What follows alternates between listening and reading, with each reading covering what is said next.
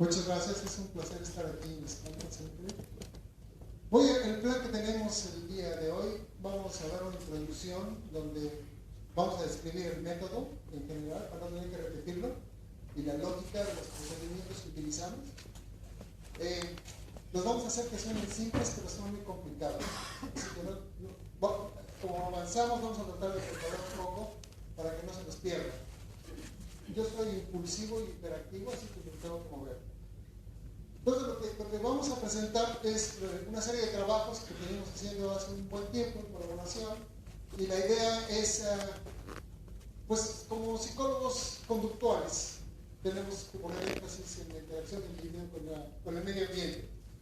Pero tampoco podemos ignorar qué es lo que las gentes están haciendo desde afuera, pues, que estudian el cerebro y la neuroanatomía y la participación en neurotransmisores, la gente que cree de alguna manera que hay una causa del comportamiento. Entonces, lo que nosotros estamos haciendo ahora es tomar modelos animales que se reproducen en el laboratorio con la intención de buscar la causa de la conducta. Por ejemplo, para el trastorno de atención e hiperactividad, una posibilidad es la presión sanguínea sistólica alta, y esto dice que genera la hiperactividad y por lo tanto desencadena una serie de conductas. Ese es un modelo y tiene que ver con el desarrollo del organismo. El otro modelo es, pues, alguna deficiencia en dopamina, alguna deficiencia en serotonina, una combinación de ellas, que de alguna forma tiene que ver con la elección por la cuestión de cómo decidimos que algo es placentero o no. Esas son las hipótesis de ellos.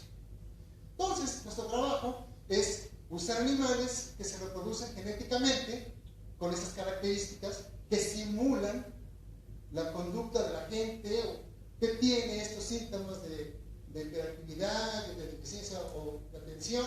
Y lo que hacemos es mostrarles que para los animales, en este caso, lo que tiene sentido es la experiencia con el medio ambiente.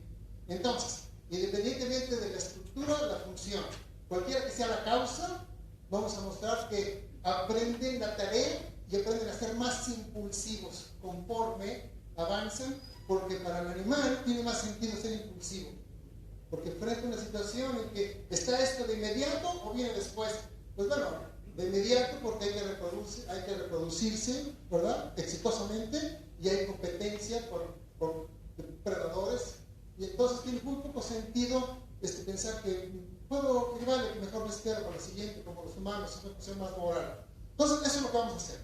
Entonces, vamos a presentar modelos. Por ejemplo, presentamos una cepa de ratas que se llama la espontánea hipertensa, y su control natural es la Wistar Kyoto, porque se reprodujo en Japón, y es de la misma cepa, vamos a decir, pero no tiene, esa tiene presión sanguínea normal y la otra se ha reproducido con presión sanguínea alta.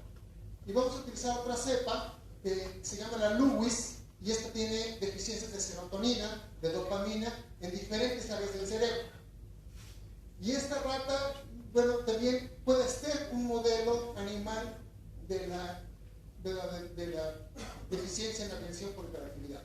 Entonces, en algún momento vamos a presentar esos dos controles, y en el control respectivo los dos ejemplares de cada hipótesis, y les vamos a demostrar que con los dos, pues al final de cuentas, el aprendizaje del animal con la tarea le permite el mismo nivel de impulsividad ciertas. Pero estos quienes estudiamos selección, entonces vamos moviéndonos un poco, y lo que vamos a hacer es, vamos a presentar los objetivos del trabajo. Disculpen que lo hicimos intencionalmente por ponerlo en inglés, porque siempre en los congresos internacionales, siempre hay del otro lado el que no habla español, pero sí puede leer inglés. Y ustedes no tienen que leer aquí porque les vamos a decir lo que está pasando. Entonces, vamos a mostrar que con el entrenamiento el organismo elige impulsivamente. Vamos a mostrar que hay dos modelos que predicen y que pueden ajustar los datos, generan curvas de ajuste a lo que el organismo, la gente le llama, descuenta en el valor subjetivo de la consecuencia conforme la demora a esa entrega de ese producto incrementa. Entonces la función de la Y, la X, baja. Y nosotros lo que estimamos es que tan pronto, que tan pronunciada la pendiente, y tomamos un valor que nos permite entonces no adivinar. basado en el valor de la pendiente, decimos qué tan impulsivo el organismo es. Entonces tenemos dos modelos, un modelo tradicional de conducta de elección, ¿cómo le dicen? No dicen ustedes igualdad, dicen equivalencia, ¿no? Sobre la igualación, acuérdense que yo hablo español mexicano, es diferente de mexicano. Pero bueno, la igualación, y tenemos otro modelo que es un modelo hiperbólico de Mason, que supuestamente nomás tiene un parámetro. Otra de las cosas que vamos a hacer es que los dos modelos ajustan los datos y les vamos a mostrar que los modelos tienen dos parámetros, no son modelos de un parámetro, y esos dos parámetros determinan qué tan bueno es el ajuste de la curva. ¿De acuerdo? Esa es la idea. Y finalmente vamos a hacer una conexión muy rara aquí con la polidipsia. Y si ustedes se acuerdan de la polidipsia, para no gastar mucho tiempo, básicamente es una conducta inducida por el programa de reforzamiento. Entonces, usualmente es un programa de estimación temporal. Hay un intervalo muy largo entre la presentación del alimento. El animal está hambriento, pero no está sediento. Y el hecho de que esté un bebedero de agua induce que beba volúmenes de agua que superan a los volúmenes que el animal bebe cuando no está en la situación experimental. Y ese es el descubrimiento. Algunas gentes en la UNED, como por ejemplo nuestro amigo Ricardo Pellón, piensa que es una conducta operante, y él predice que a mayor conforme el animal adquiere esta conducta y muestra niveles más altos de polidipsia, eso predice la impulsividad. Entonces tiene que haber alguna conexión y muestra el mecanismo y todo. Nosotros no lo vemos así. Nosotros lo que vemos es que al organismo la actividad es inducida por el alimento. Entonces el alimento es un evento filogenético importante y la actividad relacionada con él induce a otras conductas. Y si ustedes ponen algo, pues el animal bebe más. Y porque bebe, si tiene algo que hacer mientras espera, pues espera más tiempo y muestra menos impulsividad. Como cuando va uno al médico y hay revistas y espera, pues se pone uno a leer, y si hay café, pues toma uno café, y si hay dulces, pues come uno dulce, y eso hace que uno espere más. Entonces nosotros pensamos que la situación genera ese tipo de cuestiones y cambia el valor de la pendiente, y todo esto es en función de los modelos. Entonces lo muevo rápido. Los métodos generales básicamente es una elección. Nosotros estudiamos la elección, le damos al organismo una opción entre trabajar en un lado aquí, y eso es le llamamos la pequeña inmediata, genera un pedazo de comida de acuerdo a un intervalo, ¿verdad? Un programa de intervalo aleatorio, y el organismo ahí le pega y recibe uno. Y la opción 2 es 4 en vez de 1, y puede ser inmediata. Y claro, si ponemos la situación así, pues el organismo va a responder más en la palanca que da 4 que en la palanca que da 1. Y lo que hacemos en orden aleatorio, variamos el tiempo de espera a 4. Entonces, 4 después de 0.1 segundo, 5, 10, 20, 40 o 80 segundos. Y esa es la función de después. Entonces, la cuestión, ¿cómo medimos la elección? Un programa concurrente encadenado. Mete una palanca, se insertan dos, y el programa prepara entradas al eslabón terminal.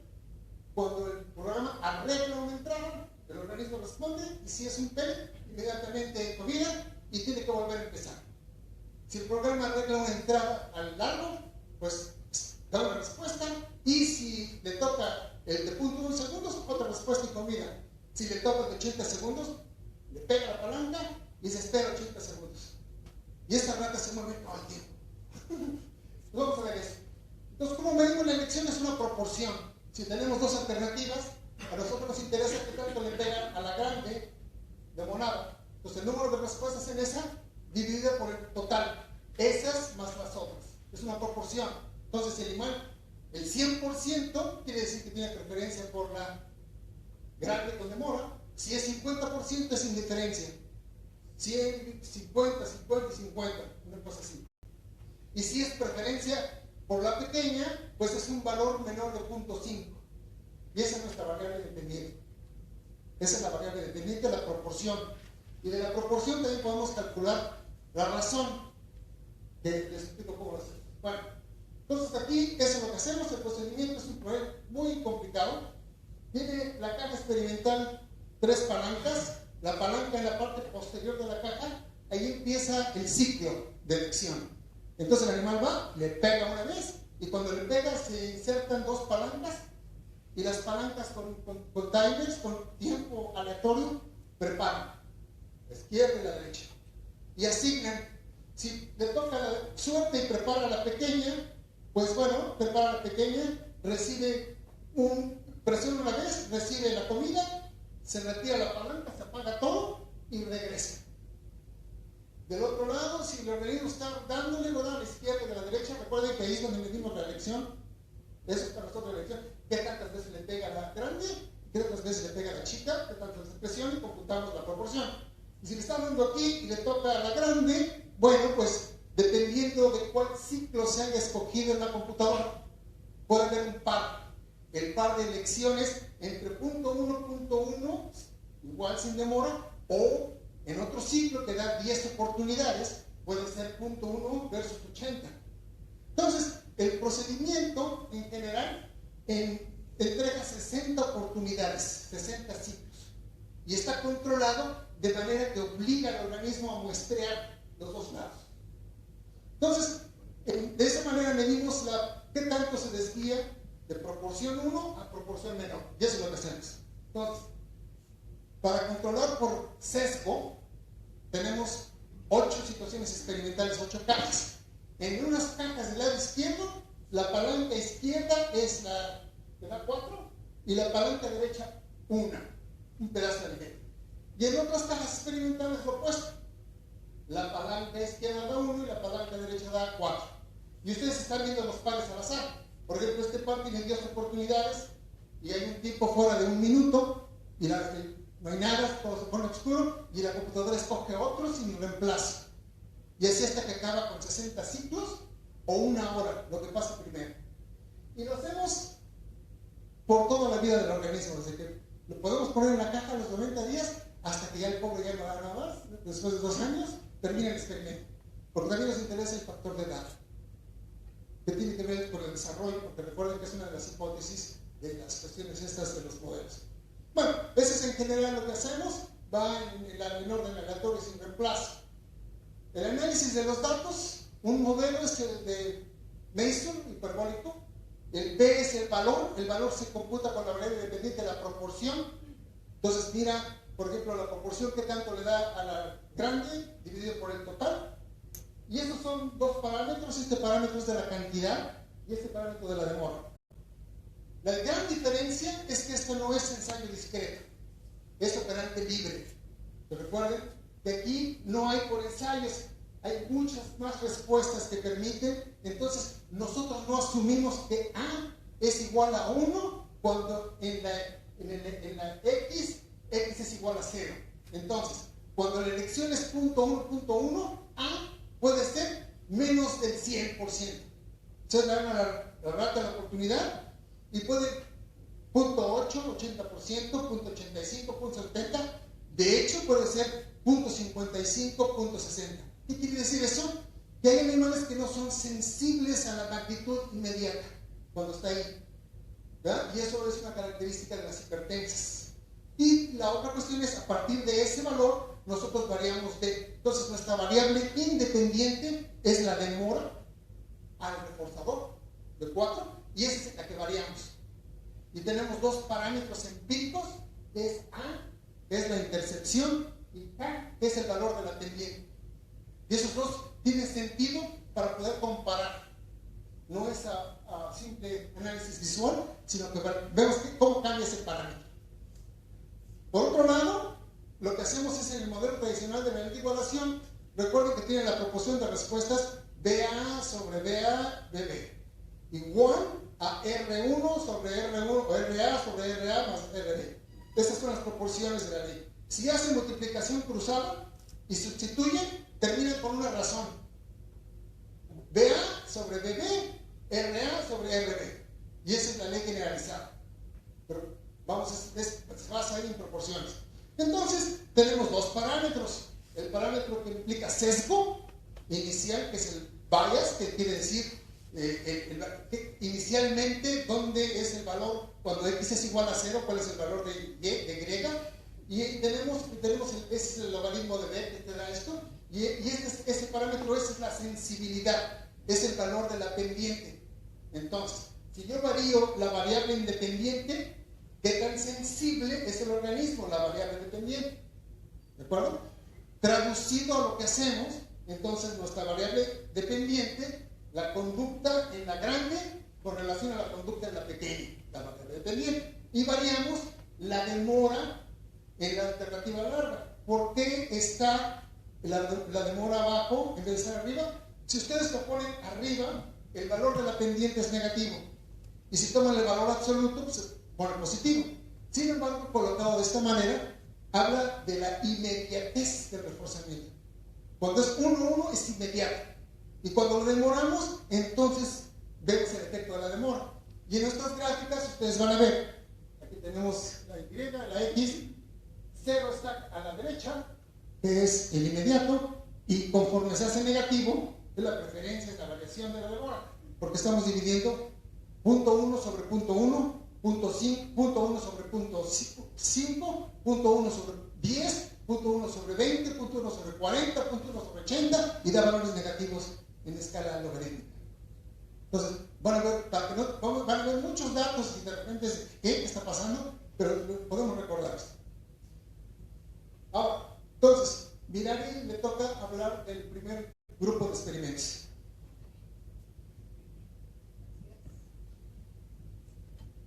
Buenos días, buenas tardes. En lo que les voy a recordar algunas cosas del procedimiento de la que estamos hablando del análisis de datos también, porque de nuevo hay mucha información, ¿no? Estos son resultados de un proyecto que ha comparado dos modelos animales. Tenemos dos modelos animales, que es la cuestión de las cepas, que habló Carlos, y específicamente una cepa que se ha utilizado mucho en investigación para, como modelo de lo que es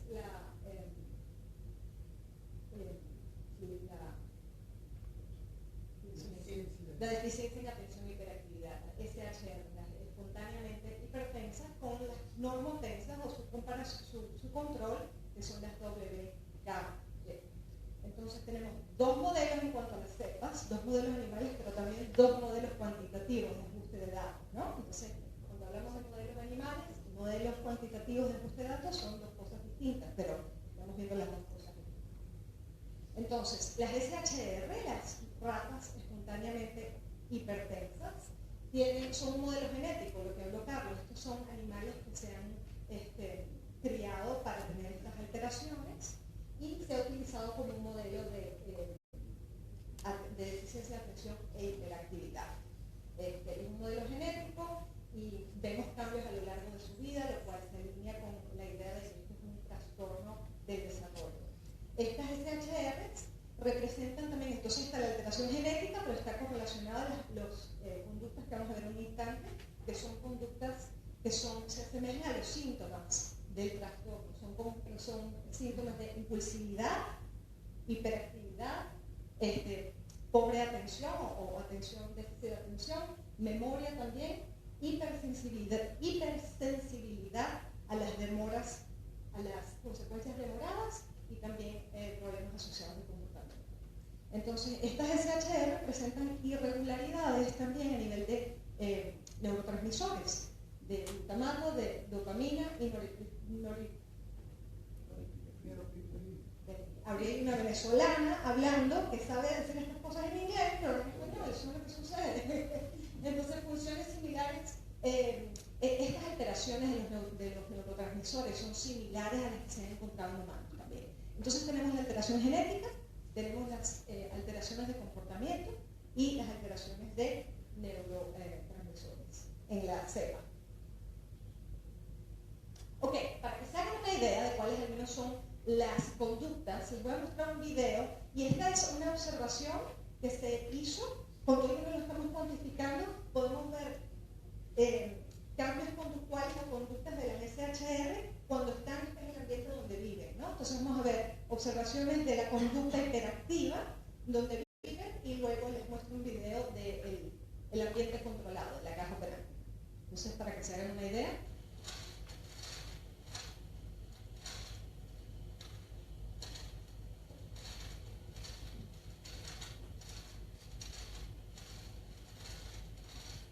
Esas no engordan nunca.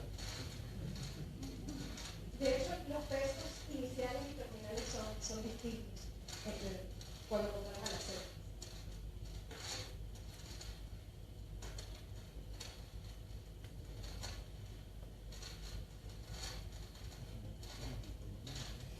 Ahora, para que tengan una idea, dentro de la caja operante y también para revisar un poco o volver un poco en cuanto al procedimiento, esta palanca de aquí, en la parte de atrás, la que acaba de apretar, empieza el ciclo de elección. Y el ciclo de elección está aquí, las dos palancas. La palanca que está más cerca de nosotros es la que arregla la consecuencia más inmediata de un pellet. Empieza el ciclo de elección y esta palanca arregla la consecuencia demorada, que es la consecuencia más grande, 4 pellets. Entonces vemos lo que hace la rata mientras espera, si se quiere, ¿no? Oprime las palancas y las opresiones durante la demora no tienen ninguna consecuencia programada, pero las estamos contando. Bueno, está contando la computadora.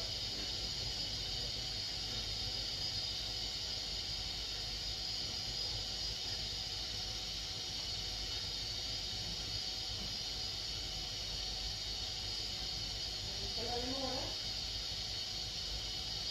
se retrajo esta y esta sigue, que es la que arregla la consecuencia demorada.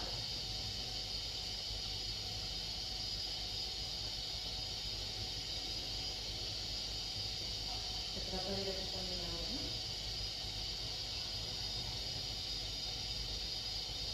Entonces una de las cosas interesantes es ver qué hace el animal mientras espera. Cuando Carmen les habla del experimento de polidipsia, se agrega otra opción de cosas por hacer durante la demora, que es beber, ¿no? Y logramos calcular o contar el número de veces que bebe. Entonces es interesante ver cómo la conducta se distribuye de acuerdo a lo que hay en el ambiente. Aquí podemos ver o cuantificar qué es lo que está sucediendo mientras la demora ocurre, porque tenemos las palancas. Muchas veces hay otras cosas que ocurren en la cámara operante que no estamos midiendo, ¿no? Pero en este sentido, esas opresiones durante la demora nos dan una idea de qué hace el animal. Ok, entonces ahora con esto les voy a mostrar varios resultados, de nuevo comparando las dos cepas. Entonces les voy a decir un poquito de cuáles son las variables dependientes aquí. La proporción que habló Carlos antes, la proporción de las elecciones en esa palanca que da los 4 pellets, ¿no? Que de alguna manera ese es lo que digamos, el nivel de autocontrol. Entonces tenemos la proporción de elección en esa palanca que da la consecuencia más grande con una demora, y aquí tenemos las demoras. Las demoras en el procedimiento se presentan aleatoriamente, pero aquí las organizamos de manera ascendente, si se quiere. Entonces tenemos las SHR en la izquierda y las control en la derecha. Lo primero que nos vemos, todos los colores y estos datos que se presentan aquí son los datos individuales por rata, y luego tenemos el ajuste de la curva, y los círculos en la izquierda corresponden con las medianas de esas proporciones. Igualmente aquí, porque las distribuciones no son normales, entonces utilizamos la mediana, que es un descriptivo un poco más estable, ¿no? Entonces, vemos, primero, este es el ajuste de Mason, de descuento temporal, el modelo hiperbólico. La R cuadrada nos da una idea del nivel de ajuste, y a medida que se aproxima más a 1, eso nos da una idea de que ajusta muy bien los datos. La segunda parámetro que vemos aquí, que es la A, nos da una idea de la sensibilidad a la magnitud, y vemos que al principio, y por cierto, les estamos mostrando los últimos 2 bloques de entrenamiento. Cada bloque de entrenamiento son 15 días consecutivos de datos, ¿no? Y les estamos mostrando los 2 últimos bloques de manera de dar una idea de estabilidad. Pero estas ratas se han entrenado por mucho más tiempo que muchos estudios que utilizan este tipo de procedimiento de elección para estudiar impulsividad, de manera que nos da una idea de ver cómo cambia la conducta de elección. La K, que es la sensibilidad a la demora, también nos da una idea de que las SHRs, después de entrenamiento por largo tiempo, descuentan mucho más pronunciadamente la demora, son mucho más sensibles a la demora. Es lo que la K nos da la idea. A medida que la K, que el valor de la K incrementa, hay mayor sensibilidad a la demora. En otras palabras, esta cepa se puede considerar más impulsiva en esta tarea que esta. Aquí tenemos ahora en la variable dependiente, en las ejes de las Y, tenemos las Ks, que son la tasa de descuento en el eje de las Y. Y en el eje de las X tenemos esos bloques de sesiones. Ahora les estamos mostrando todos los bloques, desde el principio hasta el final. Entonces, de nuevo, ¿qué tenemos aquí? Tenemos el ajuste de la curva, que también se aproxima a 1.85 y 0.86. En ese sentido no hay mucha diferencia, pero de nuevo la pendiente aquí es mucho más alta, 0.219, comparada con 0.08. De nuevo, otra manera de ver que esta cepa, después de entrenarse por todos estos bloques, 15 días cada uno, de nuevo, resulta ser más impulsiva que esta cepa, de la WKY. Aquí tenemos ahora otra variable dependiente, el logaritmo de la razón de respuesta, que es básicamente las respuestas en la opción que da la mayor consecuencia, la consecuencia más grande, dividido por las respuestas en esa palanca que da menos comida. Y aquí tenemos el logaritmo de la demora, el logaritmo de la demora. Tenemos la demora más corta con la demora más larga.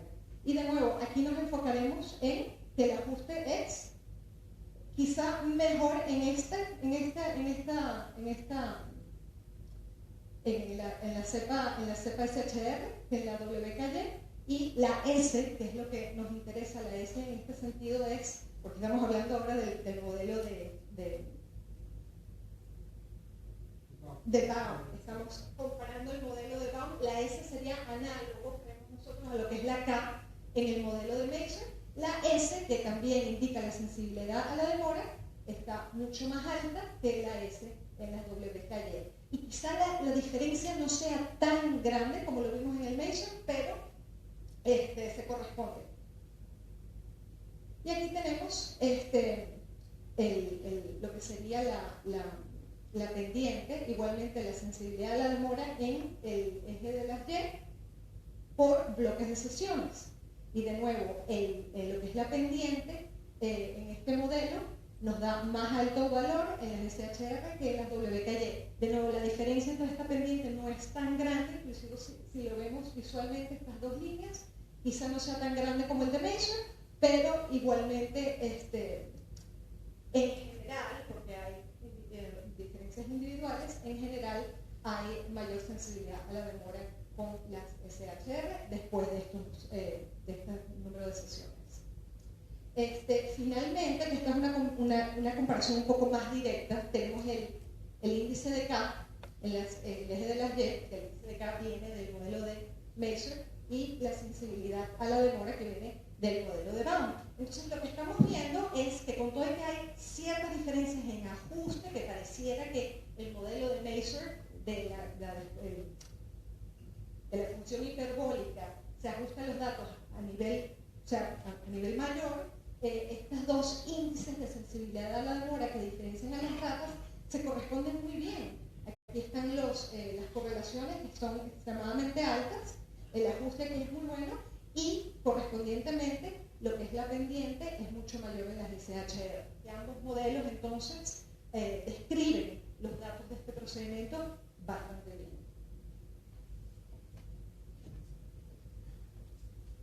Bueno, ahora Paul va a presentar su parte en inglés. Y Mirar y yo vamos a ayudar. Un argumento que quiero repasar para poder avanzar en lo siguiente es el argumento de aprendizaje, el argumento de entrenamiento rápido. Aquí lo regresamos a nos está dando el valor de K. Entonces vean que el valor de K es muy bajo en el primer bloque, incrementa y la correlación de Pearson es alta. Entonces, ¿qué quiere decir? Que el animal aprende a ser impulsivo. estimaciones más altas al final que al inicio. ¿De acuerdo? Los dos cercos. Lo mismo lo encontramos con la sensibilidad de Baum. La estimación de la sensibilidad a la preferencia, en función de cómo cambia en función de la demora. Al principio es bajo, en el primer bloque, y conforme nos movemos a la derecha, incrementa la pendiente, la correlación es del punto 87.8 al punto 87. Entonces, son correlaciones positivas. Y entonces la que viene a cerrar con broche aquí es la correlación entre los dos parámetros, que nadie esperaría que se correlacionaran positivamente. Entonces, K, los valores de K y los valores de S se correlacionan y tenemos eso. ¿De acuerdo? Entonces ahora Paul va a hablar de la segunda parte, en donde tenemos ahora otro modelo de hiperactividad, otro modelo de eficiencia en la atención por hiperactividad y los procedimientos. Thank you. I'm going to speak in English. I hope that's okay. I'm going to have Carlos translate for me. So, as we were talking about before, we were discussing the differences between the SHR and the WKY. The WKY being a control for the SHR. Bueno, estamos hablando entonces de comparar ahora como control de las SHRs la Lewis, que tiene deficiencias en serotonina y dopamina. Ese va a ser, o verlo de otra manera, dos modelos de hiperactividad. So the Lewis rat, similar to the SHR, also has deficiencies in their dopamine system. Entonces, la Lewis, de manera similar que la SHR, tiene deficiencias en dopamina y además en serotonina. Diferentes áreas, pero son los circuitos que se han asociado en humanos con la hiperactividad.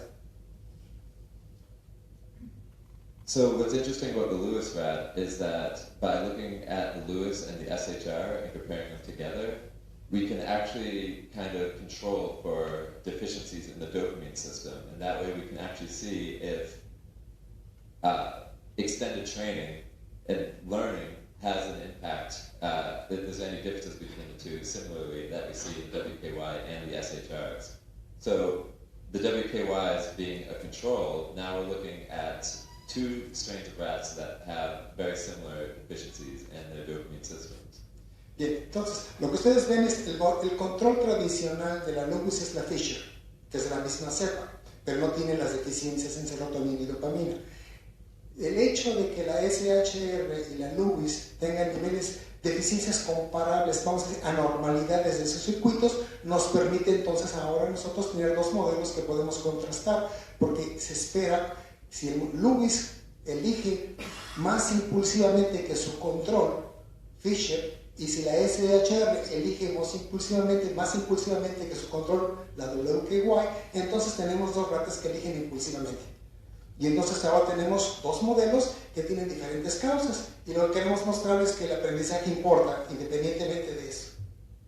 Yes, as Carlos was saying, when the Fisher is used as a control to the Lewis, we see that the Lewis makes more impulsive choices compared to the Fisher, much like the SHRs make more impulsive choices compared to the WKYs. Now, when we compare the SHRs to the Lewis, we're going to see over time how extended training shows that the SHRs make more impulsive choices than the Lewis. But what's important to notice is that you will see that both become more impulsive over extended periods of time. Many studies end their experiment after a short amount of time, and they don't actually see like the real results. But what we did is we did an extended trials for many blocks of 15 days each, and you will see the effects in one moment. Ok, entonces ustedes están viendo el primer bloque. En el eje de la ordenada tenemos la proporción y en el eje de la abscisa tenemos la demora la entrega larga. Es importante que vean ustedes que al principio hay diferencias en impulsividad. Recuerden que la intercepción, por ejemplo aquí la intercepción, vean, el valor de A es 500.564. Quiere decir que cuando se entregan sin demora, prefieren la larga el 56%. El otro 46% van a la corta, inicial. Las Lewis tienen un valor similar. Y ahora lo que estamos viendo, ven las pendientes El valor de K, 0.004, muy poca sensibilidad a la demora en las SHRs. Las Lewis empiezan un poco más alto, la sensibilidad es 0.08. Y entonces ahora vamos a poner atención en las siguientes transparencias, cómo esos valores van cambiando, las curvas se van viendo diferentes y resumiendo, con el entrenamiento extensivo, las SHR se vuelven mucho más impulsivas que las Lewis, independientemente de sus deficiencias estructurales o de sus deficiencias en neurotransmisores o cualquiera que sea la causa. Para complementar aquí la importancia del entrenamiento, en un estudio anterior en el que se comparó las Lewis con las Fishers, porque la Lewis se ha utilizado en muchos otros estudios, bueno, como decía Paul, entrenándolas no por 10 bloques de 15 días, sino quizá por un solo bloque. Las diferencias entre cepas son evidentes al principio y con entrenamiento, con mayor entrenamiento, la diferencia entre las cepas desaparece de nuevo, mostrando que ese entrenamiento genera impulsividad independientemente de la cepa. Thank you. So going into more detail, you see that when we start, it appears that the SHR are less impulsive than the Lewis. And this is after 15 days, which is one block. But the values of A, which can be thought of as the y-intercept right here, are actually pretty similar. And the Lewis right here, the value of K, as you can see, is much higher than this. And you can see Mazur's model actually fits both very well because we have a decent R squared. But when we move on into the future, after more extended trials, we'll go to the third block now, we actually see that the SHR is becoming more impulsive. And you'll see over time that the Lewis is growing as well. But values of A remain the same, similar to each other, and they're intercepting right about here. So this can be thought of as the proportion of choice with no delay. Bien, entonces resumiendo, ahora ustedes ven después de 3 bloques de 15 días, 45 días consecutivos, ya la curva tiene mejor forma, el modelo ajusta con más precisión, con una R cuadrada de 0.962, la proporción de varianza que explica el modelo es bastante alta. Varianza, ¿qué tanto varía la proporción de elección en función de la demora? Y este está explicando que explica 97% de esa varianza y 91% a 92% en las WQAS. Muy bueno si ustedes están acostumbrados a esos valores. Y vemos también que la A incrementó 0.60, casi 0.70 en las muestras. Quiere decir que cuando la demora es 0, tienen preferencia por la grande. Y el valor de la pendiente ahora es el doble casi de las SHRs con las W con las Lewis. 0.13, 0.08, un poquito más alto, empiezan a mostrar mayor sensibilidad. Nos movemos con los siguientes. Okay. So if we move even further into the future, this is block 5, remember 15 days in each block. We actually see that impulsivity is increasing in both the SHR and the Lewis. So despite having similar deficiencies in the dopamine system, we're actually seeing that their impulsivity is increasing over time, over extended training. And you can actually see that the model, as they're settling in, is fitting it very well. Mazur's is fitting the curve, as you can see, very nicely. Entonces, fijándonos los parámetros, simple y sencillamente pongan atención por favor en el valor de K, que va subiendo en los dos, el ajuste es mejor cada vez y mayor evidencia que con el entrenamiento extensivo, ahora ya tenemos 5 bloques de 15 días cada uno, se va notando la mayor impulsividad en las ratas SHR que en las Lewis.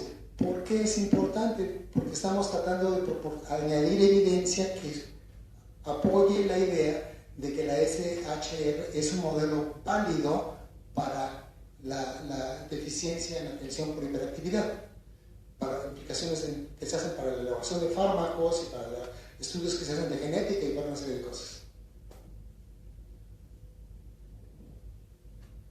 Now, after block 7, we actually see that the Lewis seem to be leveling off, and the value of k, the sensitivity delay, is kind of reaching a stable point, but the SHRs are at 0.36, so this kind of suggests that they're kind of leveling off as well.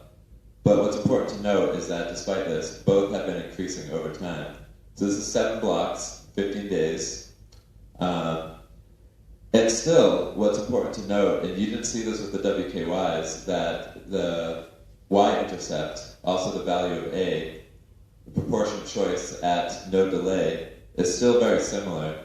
And at this point, it almost seems that the Lewis rat may actually be a more suitable control of the WKY, because if they have the same starting point, the same sensitivity to magnitude, we actually can have a better comparison between these two models. And since the SHR is showing more impulsivity, which is a characteristic of ADHD, than the Lewis, the SHR might be an appropriate model for ADHD, and the Lewis, although this wasn't intended, might serve as possibly a more appropriate control of the WKY. Bien, interesante, una gráfica complicada, pero lo que ahora Paul está diciendo es que mientras las Lewis llegaron a un nivel asintótico y acá no incrementa, se queda en un lugar estacionado, el valor 13 muestra que ya llegó a nada más aprendizaje. La SHR sigue incrementando, se acerca al valor asintótico, van a ver que va a subir a un punto 40 y regresa a 36. Para nosotros es muy importante porque no podemos parar la tendencia de la curva, tenemos que esperar hasta que llegue al máximo, porque si no, de otra manera no sabríamos cuál sería el alcance. Entonces, para nosotros tiene sentido esperar que llegue a un nivel asintótico, ¿verdad? Para poder estimar y poder comparar del valor inicial, si quieren ustedes, en base a ese valor. Y la otra cosa interesante que Paul mencionaba es que este modelo animal de hiperactividad tiene más sentido que el de las Lewis. Entonces, si hubiera que apostarle en neurociencias a la presión sistólica alta, o a la deficiencia en dopamina o serotonina, probablemente la gente le apostaría a este modelo. El problema es que ellos no se esperan como nosotros 2 años para hacer estas evaluaciones. Ellos lo quieren hacer en un periodo de 2 meses. Y ustedes pueden ahora hacer un análisis y darse cuenta que si ustedes hacen cualquier evaluación farmacológica o cualquier intervención, dependiendo de en dónde la hagan, es el resultado que van a obtener. Si la hacen muy temprano, no va a haber diferencias. Si la hacen en parte mediana, pequeñas diferencias, pero si se esperan, va a haber grandes diferencias. Y esa es la idea aquí. Entonces, el otro punto que estaba mencionando Paul es que el valor de A, en toda la literatura de descuento temporal, ese valor, no se habla de ese valor como si ya nunca cambiara, y ya varía. Porque conforme variamos la variable independiente, pues los parámetros indican esa variación, es una estimación de eso.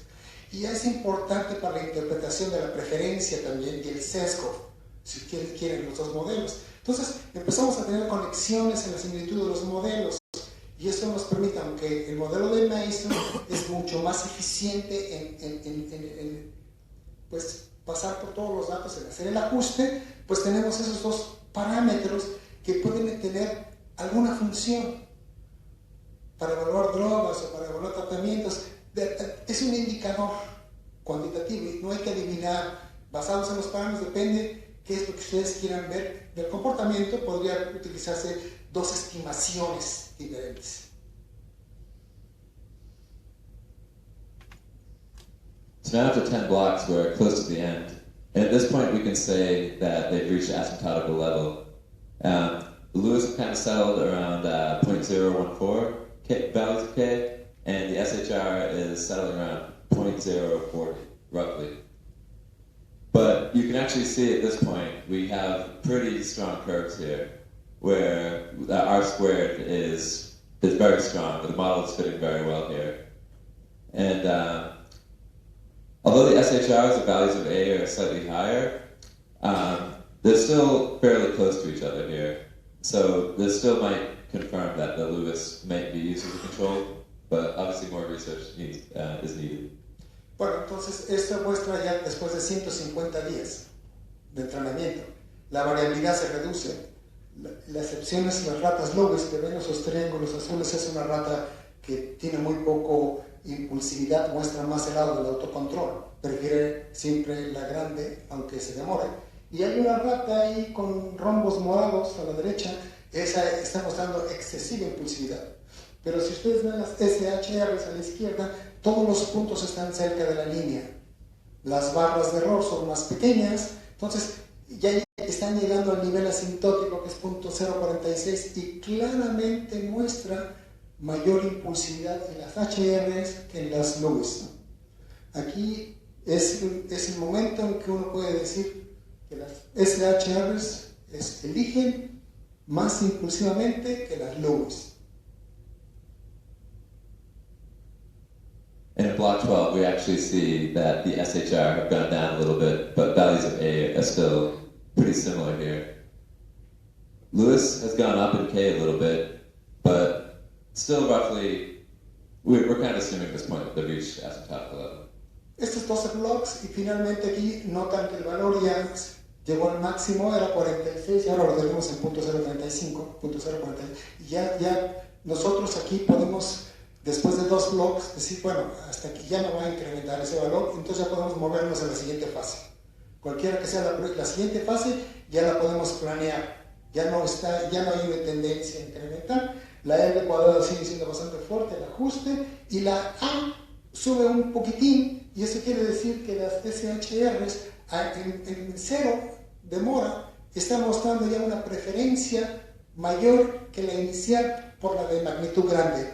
Muy interesante, porque muchos trabajos dicen que las SHRs no muestran sensibilidad a la magnitud, y aquí tenemos la evidencia que también eso se aprende. Ese es el otro punto. A partir de este momento, Paul va a presentar los valores de K en función del entrenamiento, y ya no vamos a repetir todo el modelo de Baum bloque por bloque, pero vamos a presentarles una gráfica muy complicada con las estimaciones de K, de S para cada sujeto, y después de la correlación entre K y S, para resumir. Muy parecido a lo que hicimos en el anterior, pero aquí resumiendo. And I also want to show you once more just how much sensitivity delay has increased since the beginning. So if we go back to block 1, if you recall that at one point, this is how low it was. The Lewis was showing more impulsivity than the SHRs, but now as we go forward quickly, we can see the drastic difference, that with extended training, impulsivity has clearly increased. Entonces es una comparación muy rápida para que recordaran cómo era muy bajo. Inicialmente las Lewis elegían más impulsivamente que las SHR, y lo pasó rápido para que vean cómo fueron cambiando los valores y cómo llegaron a ese nivel asintótico, haciendo la evidencia, mostrando la evidencia experimental de que son, con el entrenamiento, aprenden a ser más impulsivos o eligen más impulsivamente. Si ustedes no quieren hablar de aprendizaje, no es necesario aquí, porque habría que distinguir entre la adquisición y mantenimiento, qué aprenden y cuáles son los contenidos del aprendizaje. Tendríamos que hacer otras manipulaciones para evaluar eso en otro momento. Pero inicialmente, ahora que estamos interesados en distinguir entre la impulsividad motriz y la impulsividad que le llaman, entre comillas, cognitiva. Le llaman cognitiva porque tiene el procedimiento de elección que implica elegir entre uno y otro lado.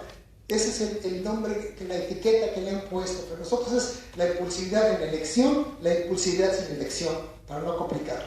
Entonces hay dos diferentes maneras de verlo: por acción motriz y la otra por elección. La acción motriz tendrá un componente reflejo más importante que la elección. La elección tomará alguna iniciativa del valor de motriz por conducta refleja, por características específicas de la especie, y pondrá alguna contribución a la tarea de aprendizaje, en el sentido en que lo vimos cuando las dos muestran el aprendizaje con la tarea. So now when we actually compare values of K from Mazur's hyperbolic decay model, we look at values of S from Bohm's matching law, we see a similar effect to what we saw in the SHR and the WKYs with some differences. You see here that the slope for the SHR is greater than the slope for the Lewis, suggesting greater impulsivity that increases with training, as we saw in the previous graphs. But we also see a very similar effect using Bohm's matching law. So we see an increase in slope, and we see less of a slope here as well. So this suggests that these actually might be dual parameters that both successfully measure sensitivity delay as they're showing similar results.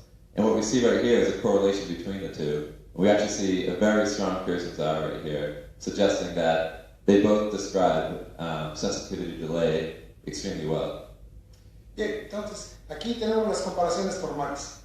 Las gráficas de la izquierda y de la derecha, de arriba para abajo, muestran lo mismo. ¿Qué muestran? Los dos primeros paneles muestran que conforme el entrenamiento incrementa hacia la derecha, bloques de sesiones, pues la sensibilidad estimada por Mazur, el hiperbólico por Bohm, incrementa. La sensibilidad de la elección a los cambios en demora. Ustedes ven más variabilidad en las Lewis, todos los puntos son los animales individuales, y en la izquierda ven a las SHR, y la línea pasa por la mediana de esas estimaciones, y entonces el bloque de arriba, la primera hilera de arriba, muestra los valores de K, la siguiente el de S, y la de abajo las correlaciones positivas entre S y K. Una vez más mostrando que los modelos tienen alguna compatibilidad. Ese es el punto. Que no están disparados para cada lado. El hecho de que se correlacionen dos parámetros empíricos de diferentes modelos sugiere ciertas regularidades en los modelos para hacer la estimación de la sensibilidad a la demora. Esa es la conclusión que llegamos después de hacer esto. Me toca. Thank you. La verdad que en tiempo vamos bien. Entonces, si se quieren estirar o hacer algo, es el momento. ¿Podemos seguirle? ¿No hay fatiga aún? La parte final es la parte para nosotros interesante, donde ahora estamos... ¿Se oye? Sí, ¿verdad? Donde ahora estamos estudiando esta posibilidad de la polidipsia.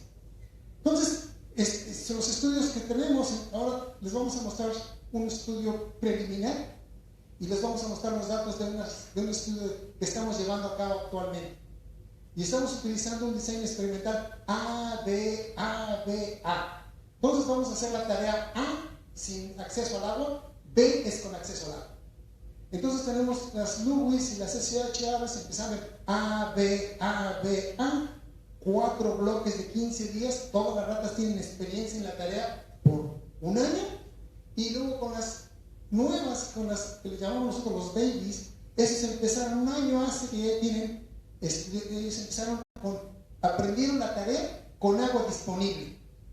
Es la gran diferencia. Entonces, para poder hacer las dos comparaciones formales, y van a hacer B, A, B, A, B, siguiendo lo mismo que las otras, y así lo hacemos. Como son muchas ratas y no tenemos tanto tiempo, son 4 horas diarias de laboratorio. Entonces ya meterle más ratas es ridículo, no alcanza el tiempo. Entonces lo hagamos por etapas. Entonces, un punto importante, preguntamos aquí si la polidipsia y la conducta impulsiva tienen alguna relación.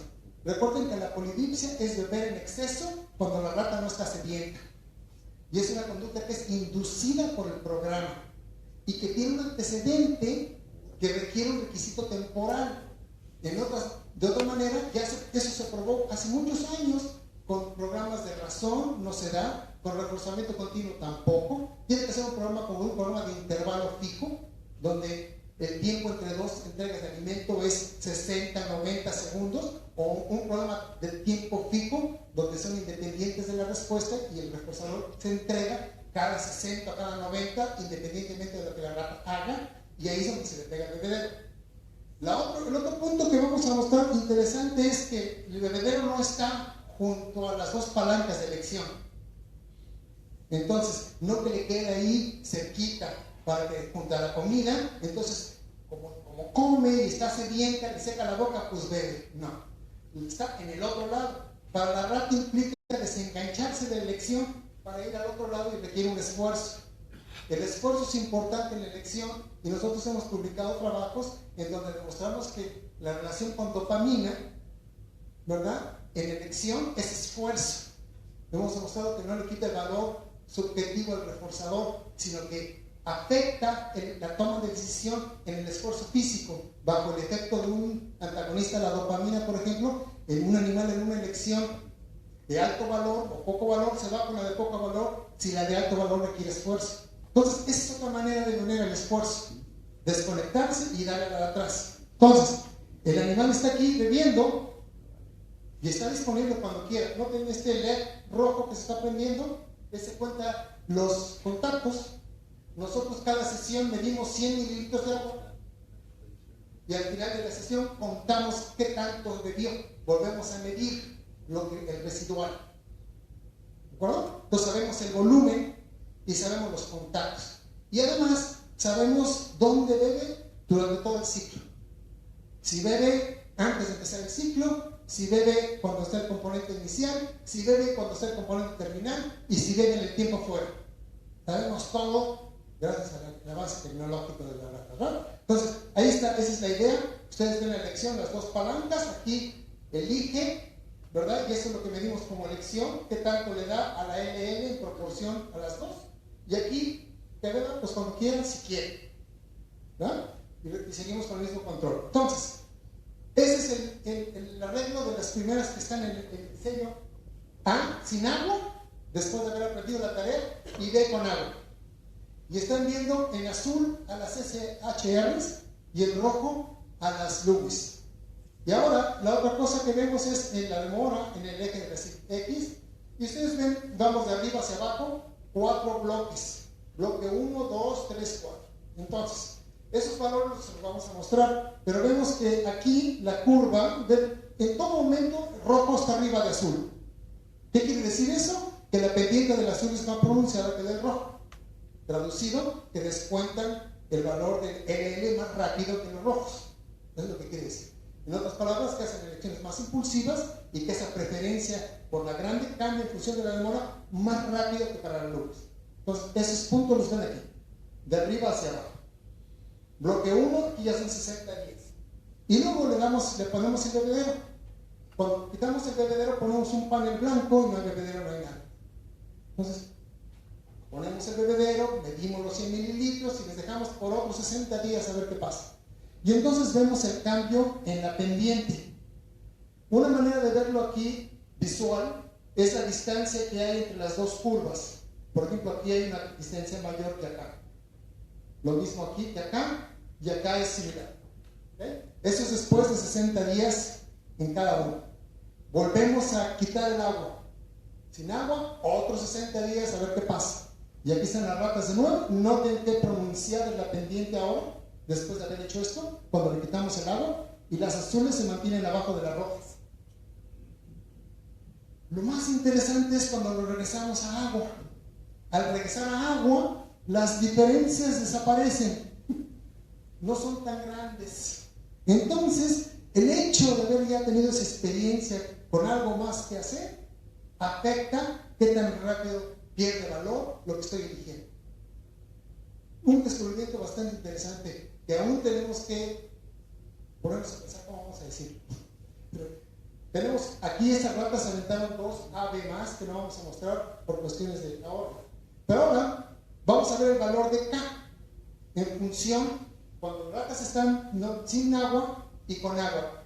Sin agua es no water y con la W es water, agua. Y mostramos el valor de K, que le llaman tasa de descuento, el valor de K, y lo vemos en función de los bloques a la derecha. Los azulitos son los SHRs y los rojos las Lewis. Lo primero que ven es que no hay muchos cambios a través de las diferentes fases en las Lewis, y sí los hay en las SHRs. Esas son el grupo, tenemos diferencias intragrupo, dentro del grupo hay ratas que descuentan más que otras. ese trabajo ya también se ha publicado, ¿verdad? Que hay 2 subpoblaciones de impulsivas, pero si ustedes toman, claramente se pueden ver que, por ejemplo, cuando no hay agua, los puntos azules están más arriba que cuando hay agua. En esas ratas donde ese valor cambia, están mostrando con comportamiento que cuando hay agua, me voy más al autocontrol que cuando no hay agua. Cuando hay algo que hacer, descuento menos pronunciado que cuando hay algo que hacer. Ese es el mensaje que están dando. Entonces ahora nos interesa ver, bueno, pues, ¿qué tanto le dan? ¿Cuántos lengüetazos? ¿Cuánto beben? ¿Y dónde lo hacen? Son las siguientes preguntas. Entonces, lo primero que hacemos es tomar una estimación cuantitativa de la adquisición. Los azules, esos son número de lengüetazos. Cada vez que el animal toca la pipeta, se registra. Podemos registrar 8 por segundo. Eso es lo que permite el medidor. Y acá son las sesiones. Entonces, las curvas de ajuste es con un modelo no lineal que nos da 2 parámetros. Un modelo que usa 2 parámetros para hacer eso. Y ustedes podrán ver que la adquisición, las SHRs empiezan la primera sesión haciendo un promedio de 1000 contactos y terminan por ahí de los 3500 o 4000. Mientras que las Lewis, pues, se aplanan en 1000 contactos por sesión. Vamos a ponerlo así por bloque. Ahora, en entrenamiento hacia arriba, de arriba hacia abajo, 15, 30, 45, 60 días, pues vean que las diferencias son claras. Siempre las SHRs dan mayor actividad. Este es el punto. Hacen más de lo que sea. Si hay que beber, pues más de eso le doy más. Es un gasto mayor de energía. Las azules siempre están arriba de los rojos. Y cuando hacemos una redeterminación, después recuerden que hay una A en medio, volvemos a B', la segunda redeterminación, pues más claro. Entonces, nos permite concluir que el número de contactos es mucho mayor en la SHR que en la Lewis. Segundo, ¿qué tanto beben? Bueno, pues medimos el consumo en mililitros. Recuerden que medimos 100 y al final de la sesión volvemos a la probeta y vemos qué tanto bebieron. Y lo verán claramente que las SHRs alcanzan un promedio de 20 mililitros por sesión. Eso es lo que beben. Para que se den una idea, el bote de agua en la caja experimental, en la caja hogar, puede medir 10 mililitros por día. Y aquí chupan 20 en una hora. Otra cosa importante, me regreso rapidísimo aquí, es que nosotros no tenemos programas fijos. No hay un programa intervalo fijo, ni tiempo fijo. Es un programa de intervalo aleatorio. Puede haber intervalos muy pequeñitos y intervalos medianos, intervalos largos mezclados. Entonces, eso contradice las condiciones necesarias para observar la polidipsia tradicionales. Aquí no hay espacios grandes. Sin embargo, sí hay demoras. Y la demora sí es un programa de tiempo fijo. Entonces, si le da en la inicial, cuando no hay palanca, cuando va a iniciar o cuando se acaba el ciclo, es muy diferente que durante la demora. Entonces uno podría preguntar, si el factor temporal fijo es importante, entonces durante la demora tendría que haber mayor de conducta que en otras ocasiones. Les voy a mostrar que ese no fue el caso.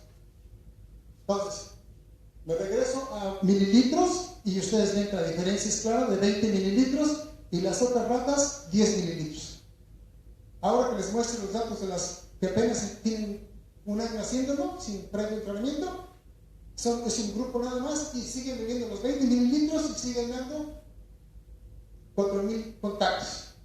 Y es un grupo de 8 completamente diferente a este grupo y 2 años después, que caracteriza a las SHR. Ahora, esto es el segundo bloque B'. Y aquí tenemos 4 paneles. Uno muestra qué tanto beben en el eslabón terminal. Significa cuando ya entran a recibir 4 o 1. En 4 tienen que esperar. Este de aquí significa qué tanto beben en el eslabón inicial, cuando están eligiendo si se desenganchan y van y beben. Este quiere decir qué tanto beben en el eslabón inicial, contando básicamente en esto separamos las dos palancas. ¿Qué tanto beben en el inicial en la corta y qué tanto beben en el inicial en la larga? Para no mezclarlos. Pero es el eslabón inicial. Si beben cuando están apretándole donde da 1 o si beben cuando está apretándole a la que da 4. Y este es los números de contactos antes de que empiece el ciclo. Cuando terminan de comer, reciben el reforzador y se van y le beben. Entonces, una vez identificados los 4 ejes en función de la demora, vean, más fácil, antes de empezar el ciclo, estas beben, ¿verdad? Le dan número de contactos, casi son 5,000 contactos, 4,000 contactos por demora. Recuerden que las demoras son aleatorias. Cuando es .1, .5, 10, 20, 40 u 80, le dan 4,000 veces al bebedero. Comparado con las Lewis, ven que tenemos una escala logarítmica para poder mostrar diferencias muy grandes. Es una escala logarítmica con base 10.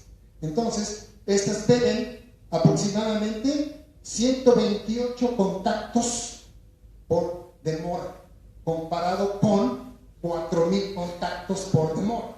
Esa es la comparación. En esa escala, que también es logarítmica, vemos que siempre las azules están arriba de las rojas. Entonces, las azules, cuando está la palanca izquierda en el eslabón inicial, hay aproximadamente 500 veces por demora. En la otra larga son aproximadamente también 500 veces. Y las nubes muestran una adquisición que va más o menos de muy pocas en las primeras demoras, cuando la demora es muy pequeña, 0.1, 5 y 10, 64, pero ya en demoras de 20, 40 y 80, 500, como las otras. Entonces, la gran diferencia, si alguna, es en las demoras pequeñas.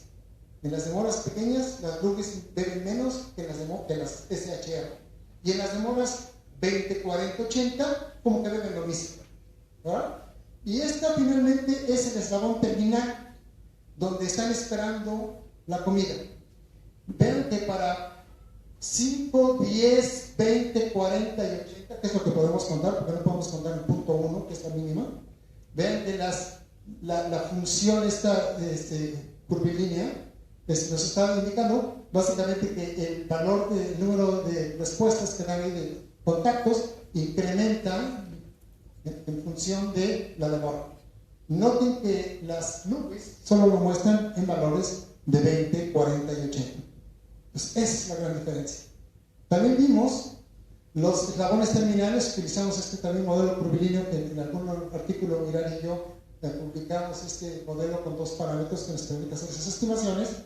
Y básicamente lo que nos muestra es, ahora vemos los 4 bloques, ¿verdad?, con las SHR y las Lewis en el eslabón terminal, y ustedes podrán ver que con rojo las Lewis solamente beben cuando esperan en demoras muy largas, no cuando esperan en demoras cortas, mientras aquellos que se mueven todo el tiempo beben todo el tiempo. Nosotros hemos llegado a la conclusión que ustedes pónganle lo que le pongan al SHR, lo va a hacer. Si le ponen una rueda de actividad, te va a correr. Lo que le pongan. Entonces, estos son los grupos de los babies que llamamos. Ya dejamos el laboratorio y vamos en el bloque 12 actualmente. Y ahora ustedes ven bloque 1 a bloque 4, bloque 5 a bloque 8.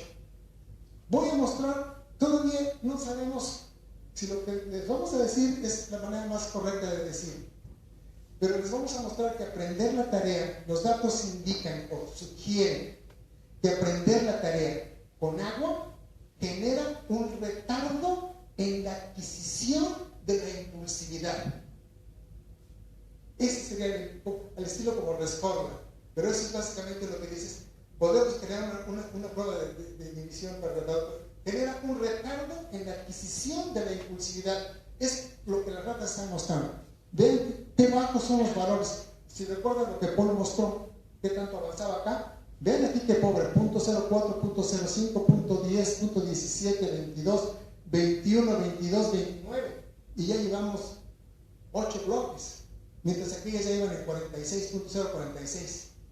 Lo interesante va a ser qué va a pasar cuando les pongamos el agua, y eso lo vamos a ver el siguiente año y nos invitan. Esta es básicamente la proporción de elección. Ven al grupo y ahora ven los bloques de los diferentes individuos aquí. Aquí vemos a las diferentes ramas. Esto es el artículo de Adriani que sugiere que hay dos subpoblaciones dentro del grupo: los que descuentan muy rápido y los que son un poco más autocontrolados. Y se pueden identificar. Hay que tomar un criterio para dividirlos. El criterio que tomamos fue el valor de A. Entonces, este es el grupo que muestra en 8 bloques un valor de K de 0.029. Muy diferente al que vimos previamente. Y ahora, aquí tenemos a las que tienen una intercepción de arriba del 60% cuando la demora es 0.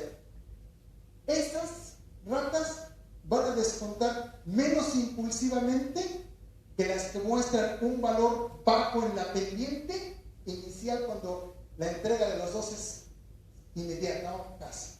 ¿Qué quiere decir eso? La interpretación quiere decir que poca sensibilidad a la magnitud, mayor sensibilidad a la magnitud, poca sensibilidad a la demora. Menor sensibilidad a la magnitud, mayor sensibilidad a la demora.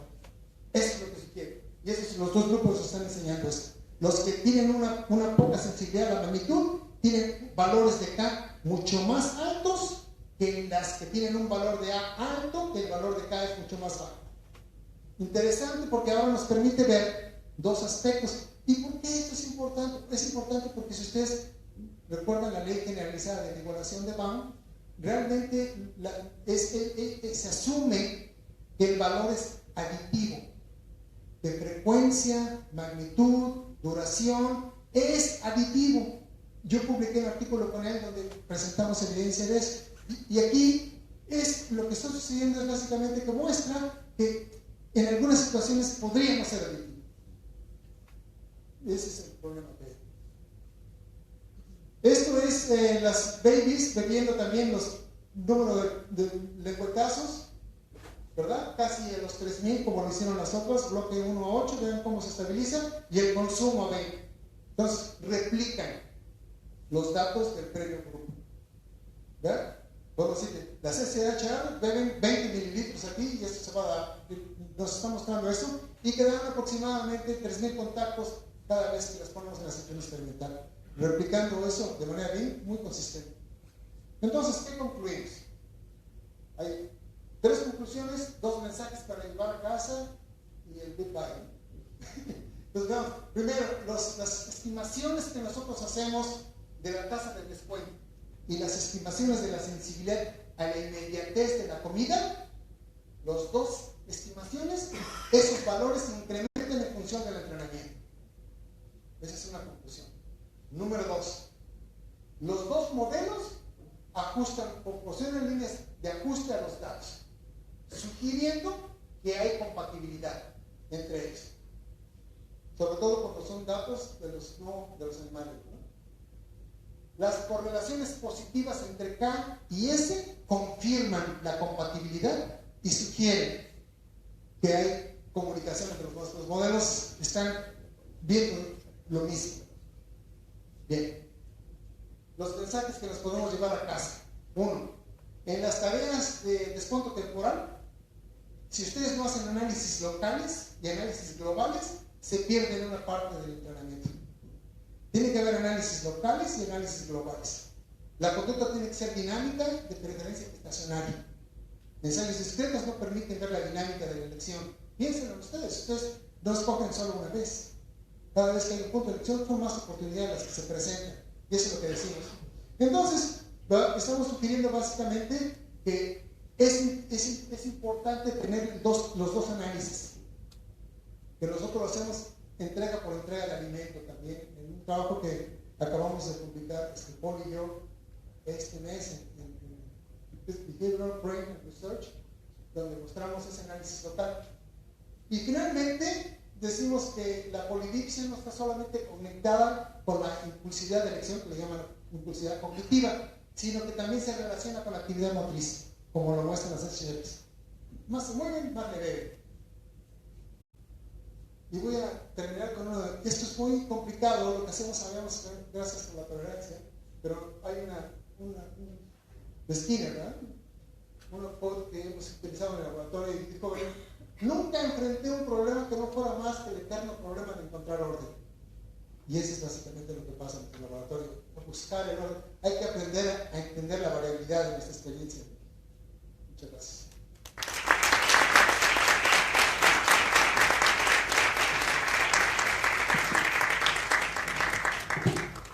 Hemos terminado a tiempo, además, si hay preguntas, con mucho gusto.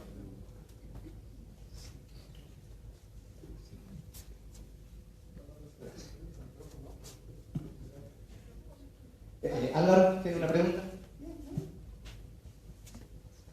Pues muchas gracias por la conferencia, me han gustado mucho las tres. Y tengo una duda, en general he visto que en casi todos los grupos de ratas, en los modelos de impulsividad, incluso en las últimas etapas de los experimentos, había muchas ratas con un parámetro A muy cercano a 0.5, es decir, que apenas discriminan en la lesión una opción que les da un pele de una opción que les da 4 peles. ¿Se ha hecho o se ha pensado hacer las dos opciones más discriminables? Por ejemplo, pues poniéndole sonidos a la hora de entregar las palancas o retirando la palanca no elegida, etcétera, para así conseguir una mayor discriminación entre las consecuencias. Excelente pregunta. El problema con eso es que si tú señalas la demora, te metes en el lío del reforzador condicionado y estás añadiendo otro componente que hay que explicar.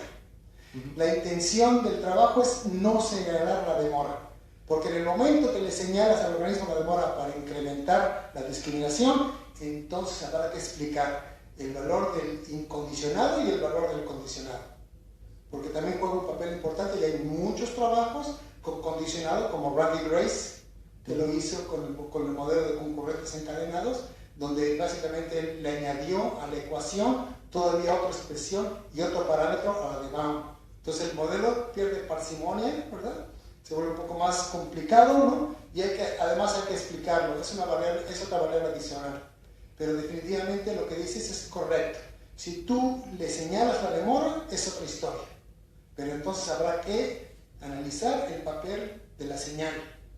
Y no podría ser que, dado que bastantes sujetos no diferencian en la práctica ambas consecuencias, incluso cuando están en demora corta las dos, cuando tienen 4 versus 1, eligen de forma diferente, no podrá ser por eso que esos mismos sujetos son los que muestran mayor descuento, ya que para ellos en la práctica ambas opciones son similares. Si una de las opciones, que en la práctica es similar a la otra, la empiezas a trazar, pues le pierdes mucho valor. Mientras que para los sujetos que sí tienen una mayor sensibilidad, pues como esa opción tiene un mayor valor inicial, cuando la empiezas a descontar, pierde menos, porque ya era más valiosa desde antes. Pues mira, sí, definitivamente estoy completamente de acuerdo con lo que dices. El problema es que mucha gente no lo entiende así. Por eso se han señalado dos poblaciones de hiperactivas. Las que lo hacen de una manera y las que lo hacen de otra manera. Al final del día se trata de la experiencia con el medio ambiente. Entonces, aprender la tarea con menor sensibilidad, claro que tiene diferencia de aprender con mayor sensibilidad, como te enseñamos en la figura que te lo está mostrando aquí.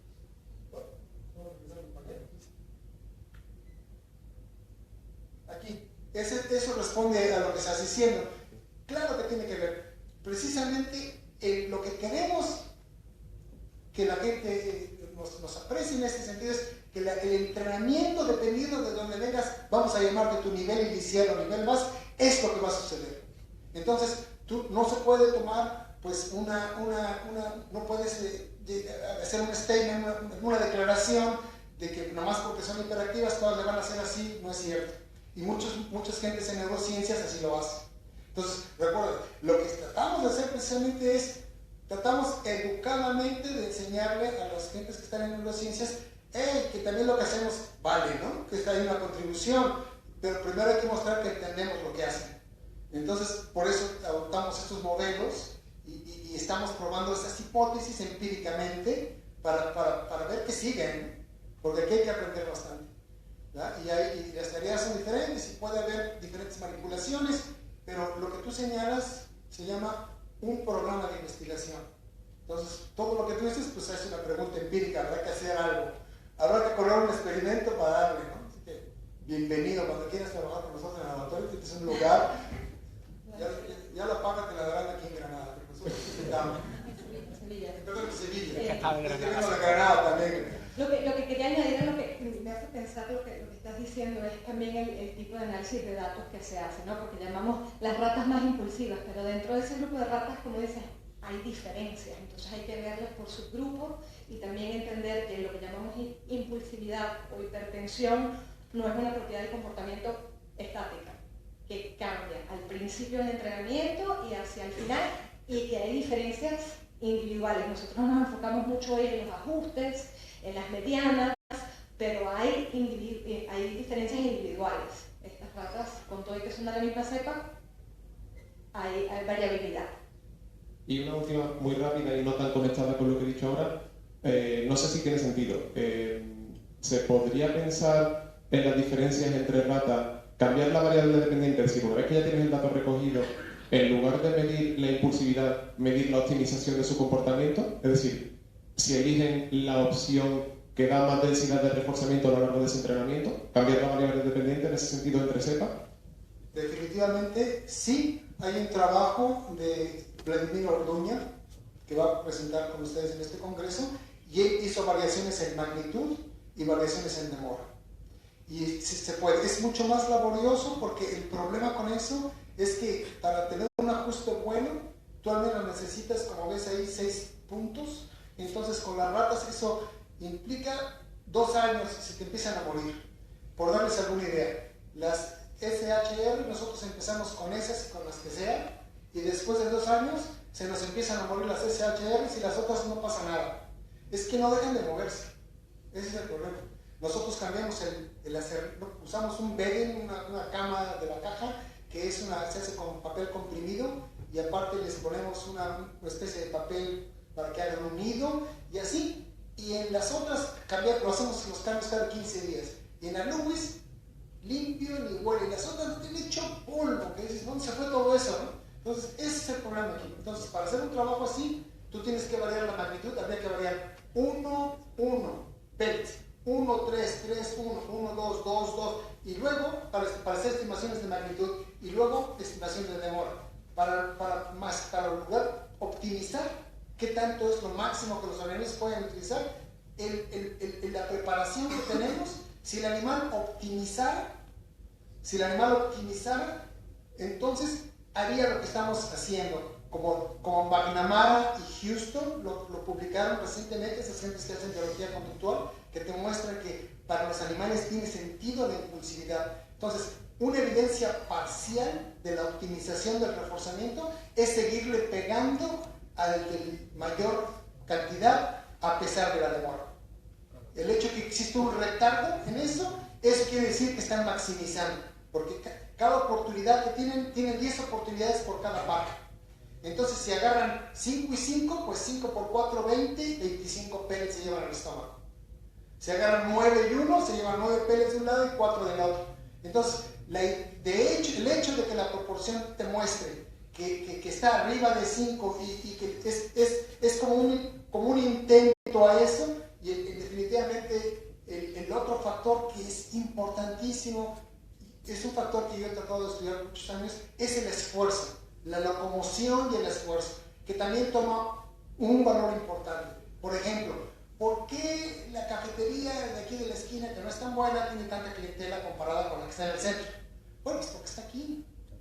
Y aquí no hay esfuerzo. Aquí el esfuerzo físico no importa, toda la elección cambia. Pero si hay que transportarse, tomar el tranvía y irte para allá a tomar tu café, hombre, pues me lo tomo aquí donde no hay esfuerzo y acepto el de menos valor con que tiene más valor. Y ese es el otro factor que es importante. Entonces, hay un programa donde tú puedes buscar la optimización, manipular el esfuerzo, manipular la cantidad, mover la demora. Hay muchas combinaciones, eso por lo que te digo es un programa de investigación bastante rico. Pero lo más importante, creo yo, es que todo este publicidad que se ha hecho. Yo la aprecio por los trabajos con humanos, porque también están las cuestiones de adicciones. Nosotros ahora nos estamos preguntando eso. Paul y yo estamos trabajando en un artículo ¿qué tiene que ver la edad? A ver, estamos haciendo el seguimiento de la rata hasta que muere. ¿Es una edad un factor importante en la elección? ¿Cómo se relaciona eso con genética? Hay muchos lugares por donde verlo. Lo que no se vale es quedarse en la cuestión preparativa, ¿no? Lo fundamental del método, vamos ya a 15 días y vamos adelante, cuál es el siguiente variable que sigue, porque eso es básicamente lo que se ha hecho. Y con humanos hay una gran diferencia. Yo, la verdad de las cosas, estoy convencido que lo que llamamos autocontrol no existe en los animales. No lo veo como una ejecución óptima para maximizar el reforzamiento. Yo creo que el autocontrol en un animal compite con la optimización. Ese es el punto. Porque para un animal de lo que se trata es, tiene sentido la impulsividad para la reproducción de la especie, para la maximización de los recursos.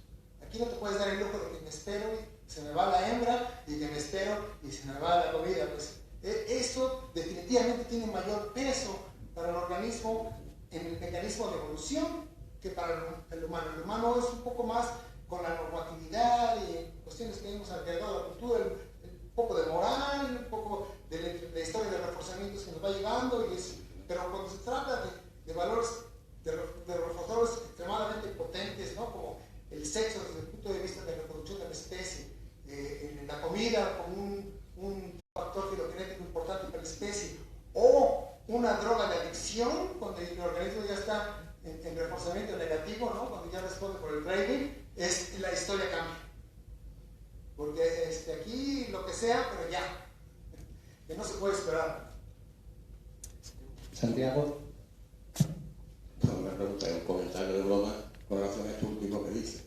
Luego, sois muy evolucionados los que trabajáis en estos temas, porque cuánto tardáis en publicar, cuánto tiempo dura cada experimento, y por lo tanto, si lo vemos en función solamente de la productividad en publicaciones, evidentemente la demora es grande, comparado con los trabajitos que se hacen en una semana, ¿no? Entonces, bueno, no es verdad, ¿no? Es un trabajo apasionante porque es el mantenimiento, pero es verdad, ¿no? Es decir, uno de los problemas que siempre he visto mucho mérito a este tipo de investigación, que no rinde, o sea, que quiere decir que requiere mucho tiempo para tener datos, pero que se parece mucho a la vida real, porque en la vida real los sujetos todos estamos expuestos durante muchísimo tiempo a las contingencias, ¿no? Tanto animales como humanos, ¿no? Entonces, bueno, eso es una cosa. Y bueno, después tengo preguntas de procedimiento, pues ya te las hago después, porque son muy técnicas, ¿no? Muchas gracias por el comentario. ¿Alguna pregunta más?